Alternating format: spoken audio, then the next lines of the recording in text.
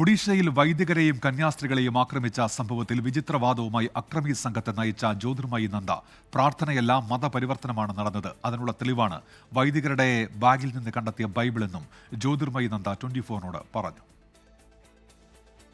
ഗംഗാധർ ഗ്രാമത്തിലെ ഒരു വീട്ടിലെ പ്രാർത്ഥന കഴിഞ്ഞ് മടങ്ങവെയാണ് അക്രമ സംഭവങ്ങൾ ഉണ്ടായത്. നിർബന്ധിത മതപരിവർത്തനം നടന്നു എന്നതിൽ ആക്രമണത്തിന് നേതൃത്വം നൽകിയ ജ്യോതിർമയി നന്ദ ഉറച്ചു നിൽക്കുകയാണ്. हमारे पास पंचायत जो बेलोरा पंचायत में एक गांव गंगाधरपुर उसी गांव में धर्म परिवर्तन ആരോപണത്തിന് തെളിവെന്തെന്ന ചോദ്യത്തിന് കയ്യിലുണ്ടായിരുന്ന ബൈബിളാണ് തെളിവെന്നായിരുന്നു വിചിത്ര മറുപടി. फिर हम लोग पूछा प्रार्थना क्यों कर लेके दे आपका बैग में क्या है ना बाइबल है. സംഭവ സ്ഥലത്ത് നിന്ന് 300 മീറ്റർ മാറി കട നടത്തുകയാണ് ജ്യോതിർമയി നന്ദ.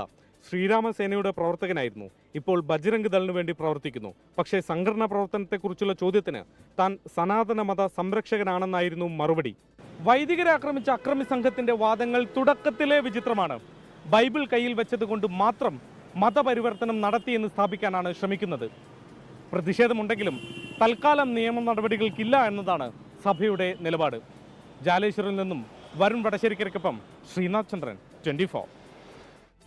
ലോകത്തെവിടെയായാലും ഏത് സമയത്തും 24 വാർത്തകളും ഓഗ്മെന്റഡ് റിയാലിറ്റി പാക്കേജുകളും എക്സ്പ്ലെയിനറുകളും വിശദമായി കാണാൻ ഞങ്ങളുടെ യൂട്യൂബ് ചാനൽ നിങ്ങൾക്ക് സബ്സ്ക്രൈബ് ചെയ്യാം.